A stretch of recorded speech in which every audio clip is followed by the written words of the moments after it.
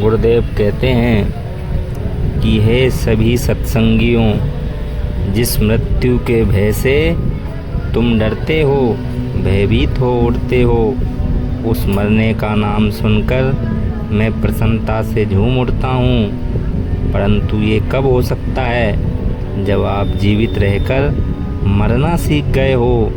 जीवन में मरना सीखो हे सत्संगियों। जीवन में मरना भला, जो मर जाने कोय, मरने से पहले मरे, अजर अमर सो होए। सभी संतों का यही मत है कि सभी योग अभ्यासियों को यही क्रिया से गुजरना होता है। जो इस क्रिया को जीते जागते समय रहते गुरु के सानिध्य में कर लेता है, वही जीवन मुक्त महात्मा कहलाता है। अब प्रश्न ये है कि जीवित रहकर मृत्यु कैसे? गुरुदेव कहते हैं, संत कहते हैं कि मृत्यु के समय होने वाली जो क्रिया का अभ्यास करना, और इस अभ्यास द्वारा अगर जीवात्मा को शरीर के निचले अंगों से ऊपर उठाकर त्रिपुटी पर ले जाकर उसको अगर 10वें द्वार तक ले जाकर और 10वें द्वार को भी खोलकर अगर ब्रह्मांडों में चले जाने का नाम ही जीवित रहते हुए मृत्यु को प्राप्त करना होता है। गुरुदेव आगे कहते हैं कि इसे दूसरे शब्दों में अगर कहें तो इसको ही संतों ने और महापुरुषों ने सुरति योग के नाम से भी कहा है। सुरत आत्मा को शरीर से जुदा करने का नाम सुरत योग है, और इसी क्रिया को संतों ने जीवित रहते हुए मरने का नाम दिया है। जब तक कोई भी जिज्ञासु योग अभ्यासु इस क्रिया को गुरु द्वारा बताए जाने से नहीं कर लेता, तब तक न तो वह आत्मा का साक्षात्कार कर पाता है और न ही परमात्मा का उसको साक्षात्कार हो सकता है। तभी संतों ने कहा है कि उस परमात्मा का अगर मिलन चाहता है, उसके देश में अगर तू जाना चाहता है, तो जीते जागते इस क्रिया से गुजरना ही होगा। अब सवाल ये है कि जीवात्मा को शरीर के निचले अंगों से ऊपर उठाकर ब्रह्मांडों तक ले कैसे जाया जाए? इसके बारे में हमारे गुरुदेव कहते हैं कि 10वें द्वार से ही इस जीवात्मा को ऊपर ब्रह्मांडों में ले जाया जा सकता है। इसके बारे में संत जी कहते हैं कि नव द्वारा को बंद कर खोलो 10वां द्वार, खिड़की एकादश खुली, अग्र पुरुष दरबार। संत जी कहते हैं कि हमारे 2 आँख, 2 कान, 2 नाक, 1 मुख, गुदा और लिंग, इनको 9 द्वार कहते हैं। और 10वां द्वार ब्रह्मरंध्र को बताया गया है, जो चोटी के समीप शिखर पर बताया गया है। सुरति द्वार 11वीं खिड़की है, जिसके द्वारा आत्मा प्रकृति चक्र को छोड़कर परम पुरुष को प्राप्त करती है।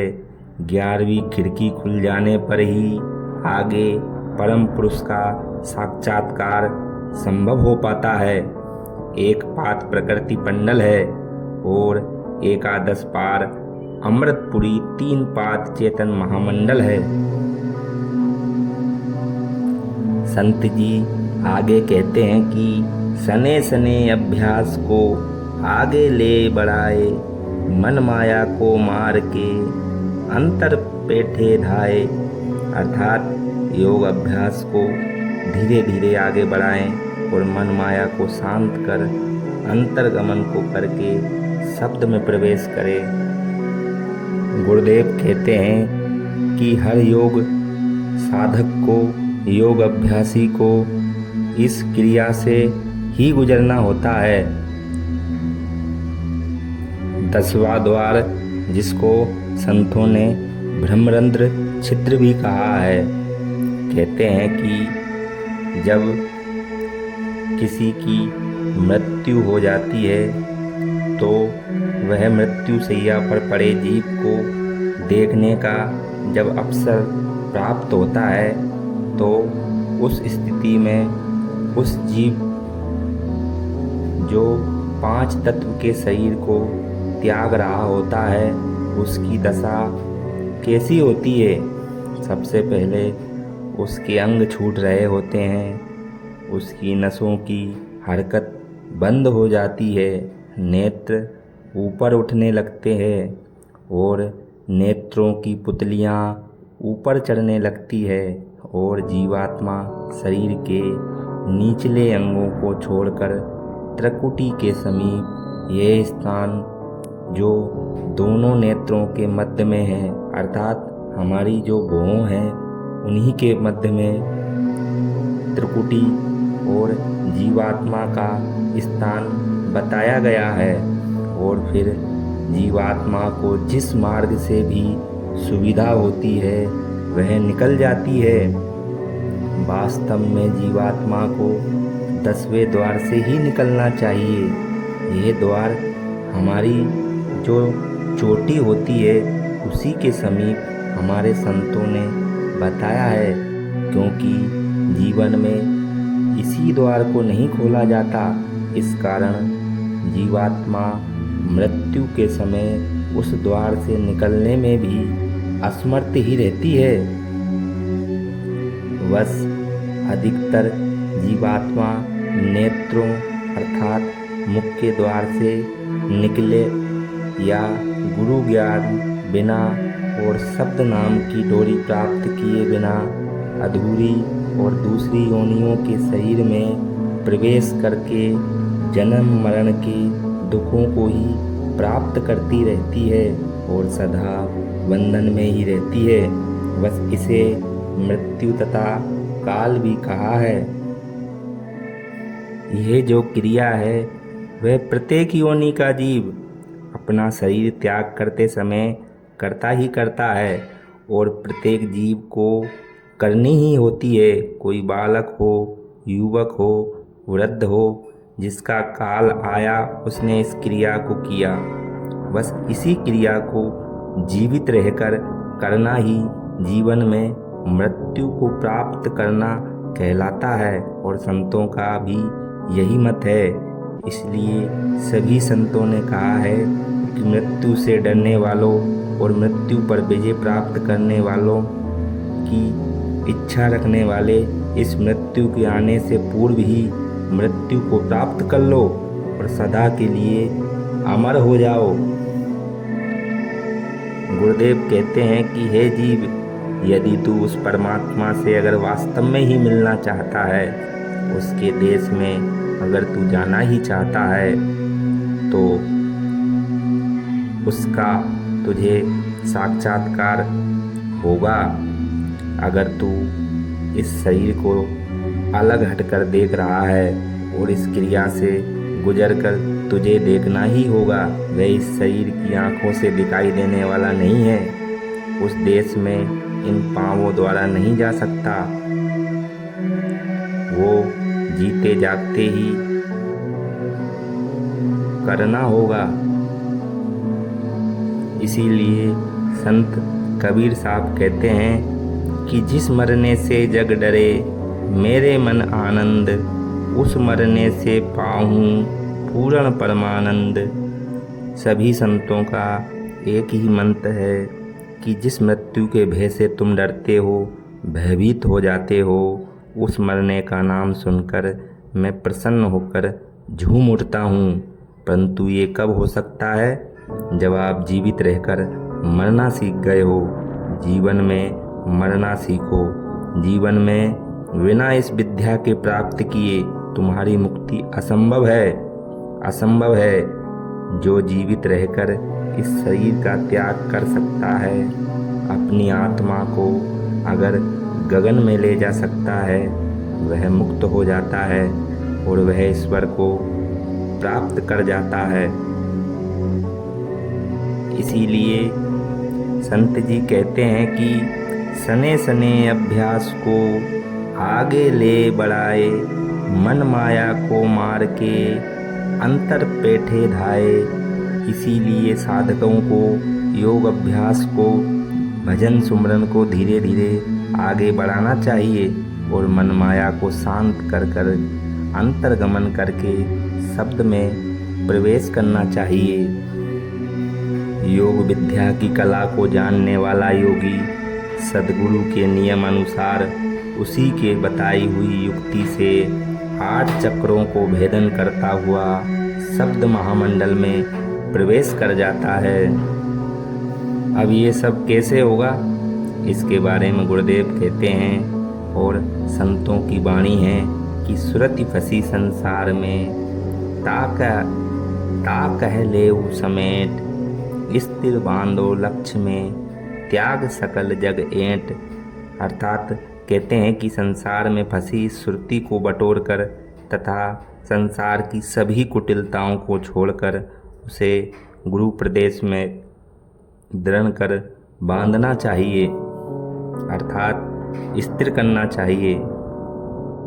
सुरत आत्मा की ही चेतन शक्ति है जो जगत रूप हो गई है, इस कारण परम पुरुष से दूर हो गई है। इसलिए सुरति को पकड़ करके गुरु प्रदेश में स्थिर करना चाहिए, तब पूर्ण सत्य पुरुष की प्राप्ति होगी।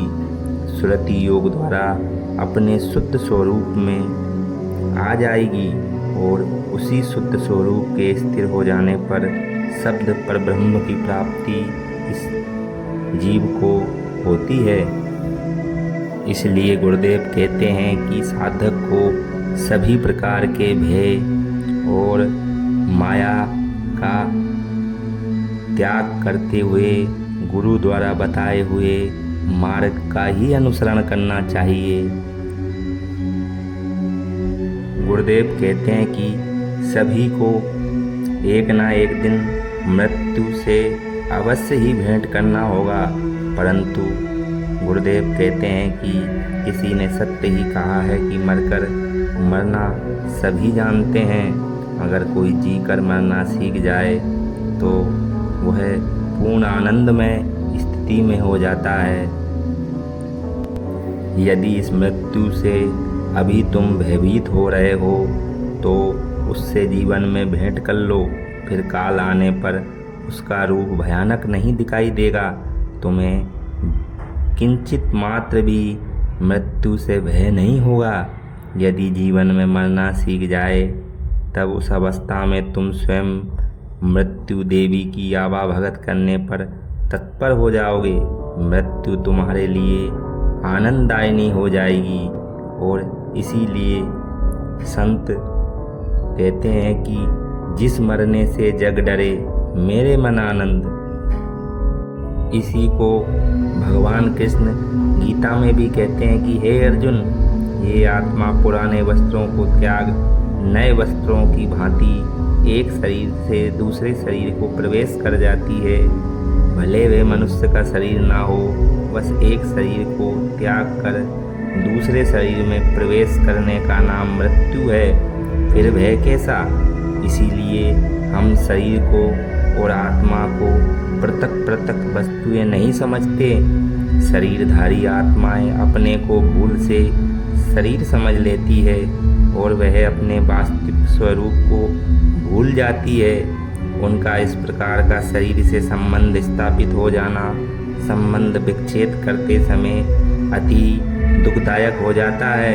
इसलिए इस जीव को मृत्यु से भय हो जाता है। इसलिए साधक को चाहिए कि सद्गुरु के प्रति सच्ची श्रद्धा और हमेशा शील, दया, क्षमा, विवेक, संतोष, धीरज का अनुसरण करते हुए इसी को धारण करते रहना चाहिए। सद्गुरु के प्रति कभी भी मन में संशय और और मन में किसी भी प्रकार की संशय नहीं करना चाहिए। साधक को सदैव गुरु के प्रति सच्ची निष्ठा, श्रद्धा और समर्पण ही रखना चाहिए, तभी साधक की उन्नति होगी। जिस प्रकार के साधक होते हैं उसी प्रकार से उसी की उन्नति हो जाती है। 5 प्रकार के साधक संतों ने बताए गए हैं: उत्तम, मध्यम, कनिष्ठ, अधम, अधमाधम। ये साधकों की 5 कोटियाँ होती है। जिसकी आत्मा जितनी पवित्र होती है उसी के अनुसार उसका विकास भी होता है। जिसकी आत्मा पवित्र होगी उतनी ही साधन में शीघ्र सफलता मिलती है।